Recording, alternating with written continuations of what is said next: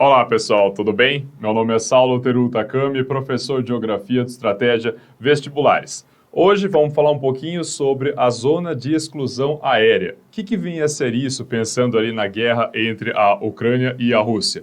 No dia 28 de fevereiro de 2022, isto é, 4 dias após o início da invasão russa à Ucrânia, o presidente ucraniano Zelensky, ele havia comentado sobre a implantação dessa chamada zona de exclusão aérea.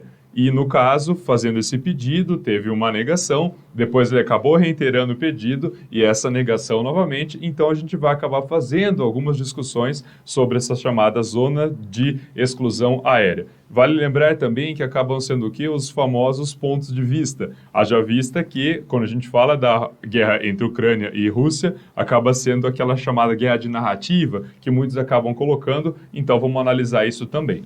Vamos lá.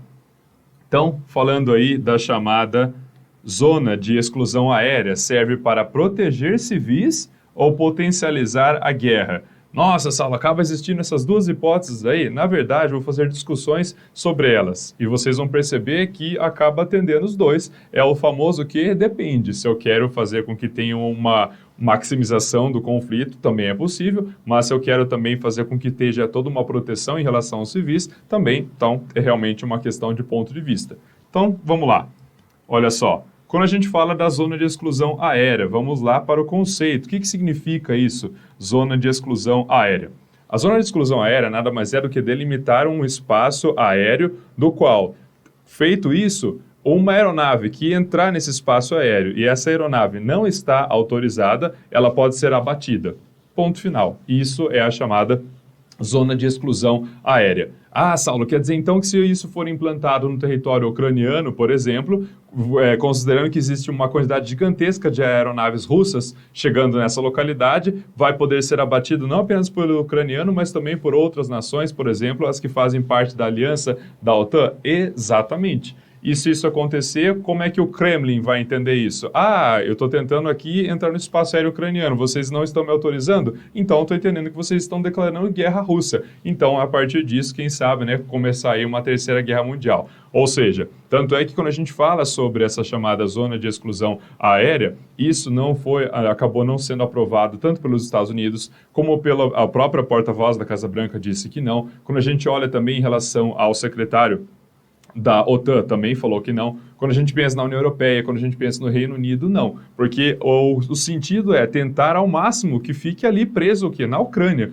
o conflito. E se isso passar para outros territórios, realmente vai ter uma proporção muito maior. Por isso que eu havia comentado sobre essa condição de terceira guerra. Mas aí, Saulo, por que será que o Zelensky fica batendo na tecla para fazer com que tenha essa chamada zona de exclusão aérea? Basicamente, pessoal, 3 objetivos. O primeiro é quando a gente pensa em relação a ter uma redução do número de civis mortos por conta do conflito. E o número está bem estranho, diga-se de passagem, né? Hora a gente vê ali na casa dos 1.000, hora alguns falam de 5.000, então está bem nebuloso isso daí. Além disso, fazer com que seja evitado o ataque aéreo russo nesse território, porque considerando, né, a artilharia aérea russa comparado com os ucranianos é o quê? Infinitamente superior. Terceiro ponto. Se isso acontecer, isso vai acabar forçando outros países, principalmente aqueles que têm aliança com a OTAN, a ingressarem no conflito, o que não é nada interessante, haja visto que estamos falando da Rússia, simplesmente a maior potência nuclear do mundo. Então, o Zelensky fez o pedido à OTAN em 28 de fevereiro de 2022, como eu disse, 4 dias após o início da invasão russa à Ucrânia, esse pedido já foi feito rapidamente. Lembrando que a Ucrânia, ela não é membro da OTAN, é sempre importante lembrar isso. Ela tem toda ali uma condição mais de associado, que tem vontade de ingressar, vamos colocar dessa forma, mas membro de fato, realmente, a Ucrânia não é considerado. Então, feito esse pedido 4 dias após o início do conflito, mas depois, em outros momentos, ele acabou reiterando esse pedido. Ah, porque foi até conversar com o parlamento canadense, assim como os Estados Unidos que teve o início, quando a gente fala da OTAN, com o próprio Biden, teve ali uma conversa, mas realmente acabou tendo toda aí uma negação perante não só os chefes de estados, mas também essas organizações militares, inclusive até a União Europeia, que nem pensando ali na Ucrânia, fazer essa zona de, zona de exclusão aérea.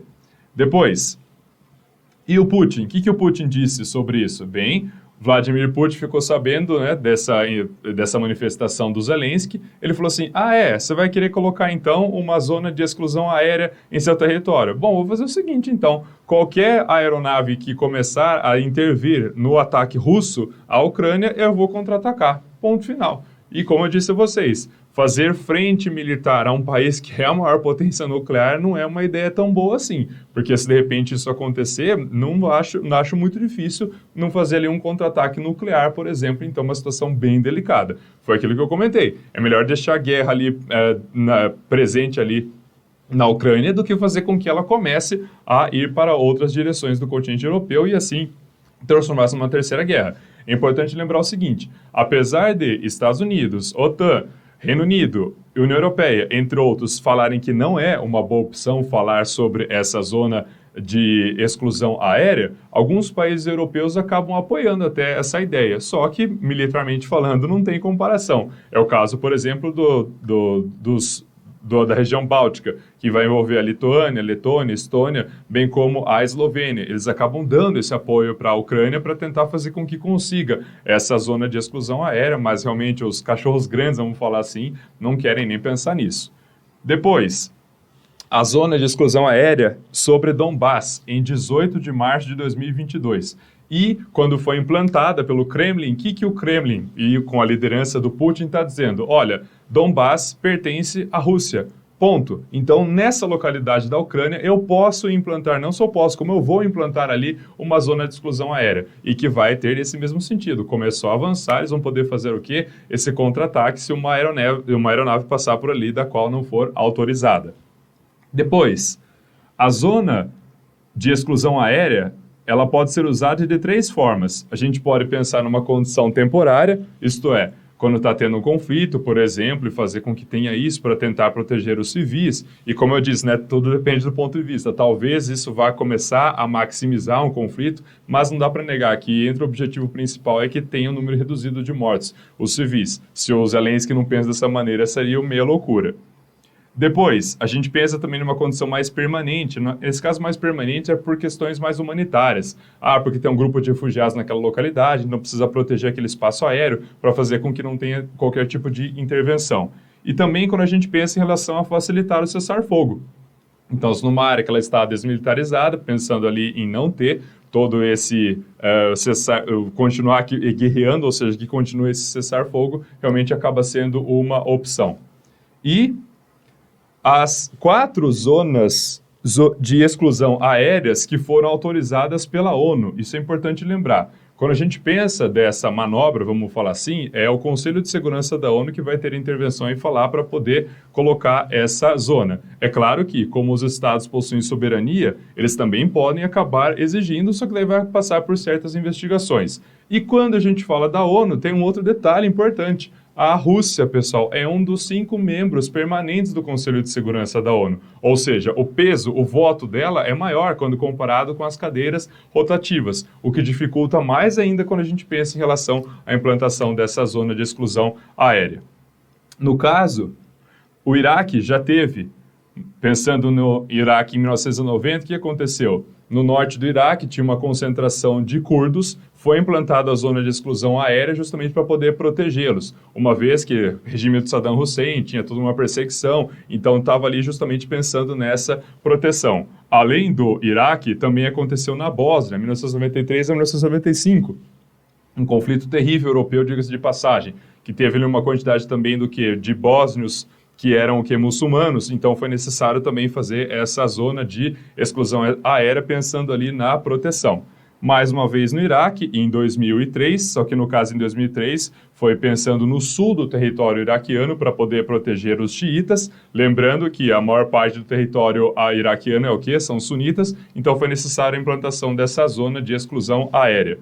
E quando a gente fala sobre a Líbia, em 2011, considerando aí toda a chamada o movimento da Primavera Árabe, que foi necessário implantar essa zona de exclusão aérea, até porque fez com que o Gaddafi foi deposto e assim até foi o quê? Morto pelas forças, então também foi necessário fazer com que tivesse. Então, pensando aí nessa chamada zona a zona de exclusão aérea, ela realmente aconteceu já 4 vezes, e pensando aí em o conflito entre a Rússia e a Ucrânia, a gente vai aguardar aí os próximos episódios para saber se essa plantação vai ter ou não, mas o que tudo indica é uma preocupação gigantesca, porque se acontecer essa chamada zona de exclusão aérea, a chance desse conflito se maximizar acaba sendo muito maior.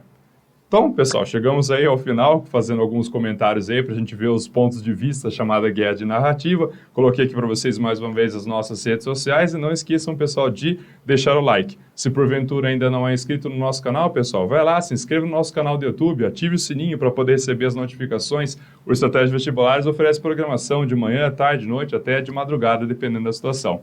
Muitíssimo obrigado pela audiência, excelentes estudos, até a próxima.